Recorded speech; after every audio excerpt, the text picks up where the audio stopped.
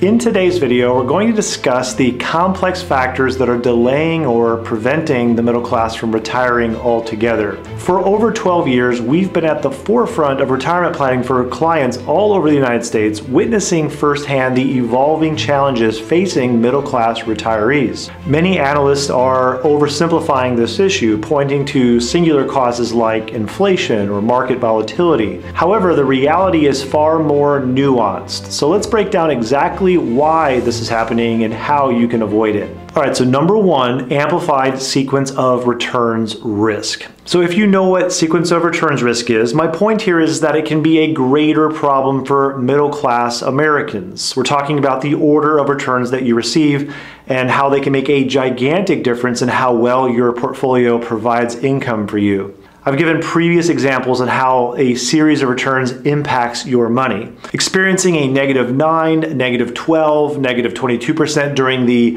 middle or end of your retirement is much less impactful than if those returns in a series happen during the first 5 years of your retirement. We know this is a problem for everyone, but why is this more of an issue for middle class? Well, I'll give you 3 reasons. They have lower starting portfolios, they have higher dependency on withdrawal percentages, and they have less flexibility in their lifestyle and where they withdraw from. So these 3 things have the tendency to put middle class retirees in a more risky position. Wealthier retirees have the exact opposite. They have larger starting portfolios, which means they might have lower dependency on withdrawal percentages, and they have more flexibility in their lifestyle and where they withdraw from. So let's take a look at an example in concept. We're looking at 2 retirees here. The same negative sequence of returns for both retirees. They both start with -15, -8, -5, then +3, +5, +7, +10, and so on. One person starts with $2 million and only needs to withdraw 3% per year because they have the luxury of relying on less of their withdrawal percentage. And the other person starts off with $500,000 and they need to withdraw 5% per year. So $2 million withdrawing 3%, $500,000 withdrawing 5%.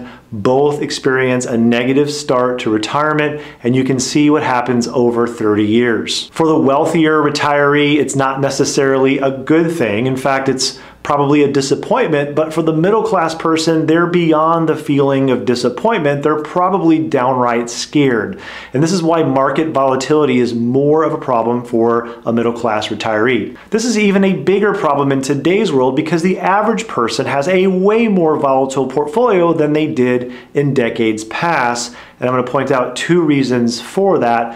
First, the players in the stock market have always consisted of 2 types of investors, generally speaking. You have people who invest based on fundamentals versus people who invest based on trends and ideas.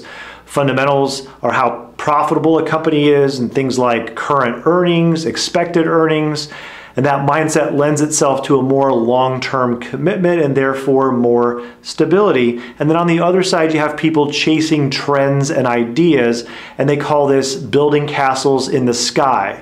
And that's a term that's been used, or another term for it is the greater sucker. So I'll buy it if I think that somebody else will pay more for it later, and if they will look past the questionable fundamentals of that company, possibly. Now, today's market has a lot more people chasing castles in the sky, meaning they buy based on trends, and that equals volatility. Now, the second reason for more volatility in today's world is that people are often overboard on technology holdings.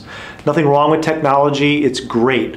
But we have most of our money in 401ks, and in 401ks, we put our money into target date funds and funds of funds. And I fear that most people, in fact, I know it because most of the people that we meet with are too concentrated in technology for their age. And if they don't correct it, they're just going to have a much more volatile portfolio, amplifying the sequence of returns risk. All right, so number 2 thing contributing to this problem is the rising cost of living.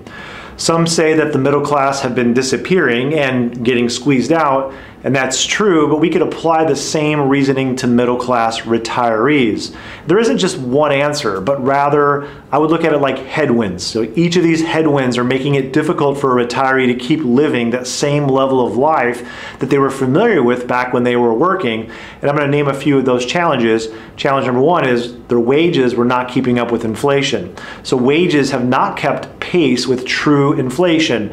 At least since 2009, wages began to slow down relative to inflation, and companies have for over a decade been very slow and cautious to increase those wages back to what they probably should be. This made it harder for people coming up towards retirement to save more money in their retirement accounts. Another reason would be age discrimination. Employers probably view people age 50 plus as more expensive due to higher salaries and healthcare costs, and then you've got the issue of new gig work economy where people are working on the side, and then you've got new technology replacing those jobs, making it difficult to stay employed or to get promoted, and people are really challenged with that. And then we have low interest rates. You see, when people do retire, they generally believe that they should own more bonds and CDs, and not only have we had over a decade of very low interest rates, but people tend to mistakenly believe that fixed income assets are going to keep up with inflation, and that's never happened over the long term,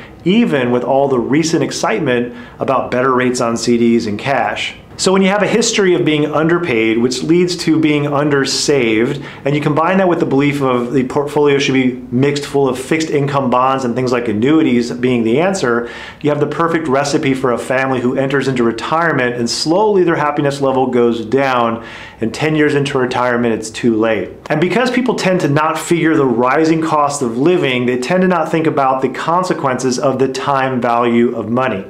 That is, $1,000 today is worth much less in 5 and 10 years.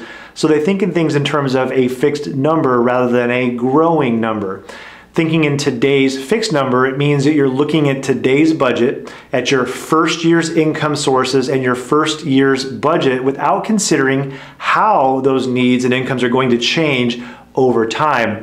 Almost everybody does this. For example, you need $8,000 per month to live on. Your total Social Security covers about $5,000 of it, and you figure that $3,000 could come from your portfolio without much problem. The problem with that is your $5,000 worth of Social Security is not going to grow at the true rate of inflation, and your $3,000 withdrawal from your savings will need to increase each year, and the combination of those two things means you're going to have a growing gap or stress in your life that really should be looked at and planned for before you retire. So people need to address that problem by having a plan, having a growing income to continue to pay themselves an increasing income to match their lifestyle, planning for the fact that Social Security is not going to fully keep up with inflation. One way you can create a properly growing income in retirement would be to adequately know your true spending capacity and what that looks like. Your spending capacity is a measurement of how much you can afford to spend from your retirement savings each month and year without running out of money. I like to use guardrails for this. Guardrails can help you with both keeping up your lifestyle issue, plus it can address the volatility issue too.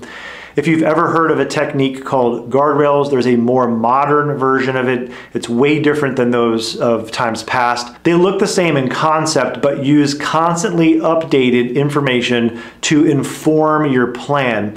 And what all guardrails do have in common, though, is that they both look like guardrails. You start with your total portfolio balance and you monitor its value as you're spending money.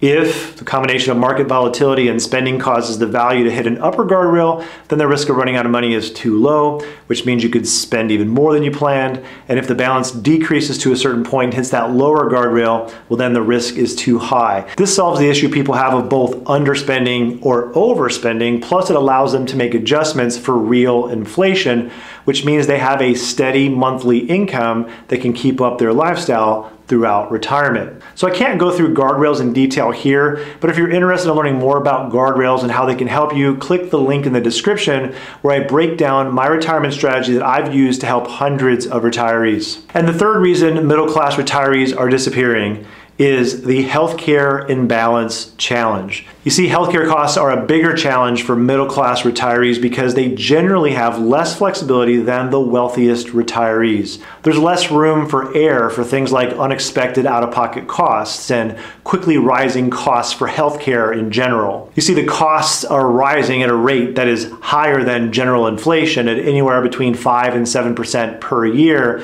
And this is because we have an aging population that is living longer, experiencing more chronic conditions like diabetes and heart disease. And thank God we have new technology and better stuff, but that's more expensive to get to. And then all of this is putting demand on the system, and the system is comprised of complex billing systems, insurance negotiations, and high overhead costs. And oh yeah, there's the issue of the rising costs of prescription drugs that are out of control as well. And on top of that, you've got middle-class retirees who would benefit more from good financial planning than wealthier retirees because they need to be more careful, but in general, they have less access to that kind of planning. Hey, don't kill the messenger, I'm just pointing out the truth here. So here's how you can know if you're in danger of not being adequately prepared for healthcare in retirement. If you're not a multi-cajillionaire and you have not written down your healthcare budget in your retirement plan to include A, steady monthly premiums,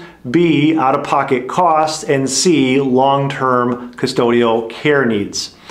So what can you do to combat this imbalance? All right, first thing you can do, biggest thing you can do is get a HSA if you have a high deductible healthcare plan. Middle income families tend to have access to high deductible healthcare plans, and if you do, you should definitely be maxing out an HSA and investing those dollars into something that will grow and take advantage of compounding. So in 2024, a family over age 50 can tuck away $9,300 a year. Not only can HSAs be used to pay for healthcare expenses in retirement, but also you get the triple tax benefit too. First, you're contributing that $9,300 before you pay tax on it. Next, it's growing tax deferred.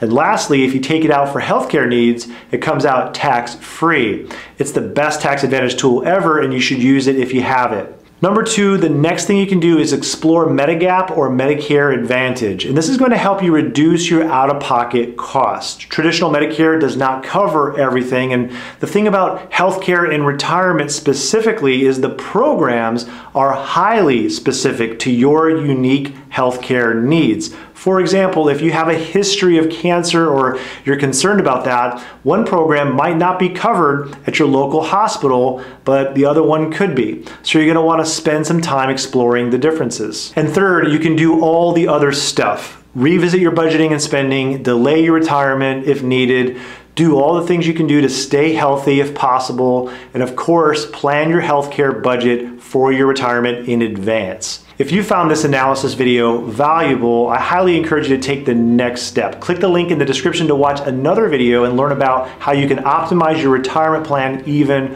further. I'll see you guys in the next video.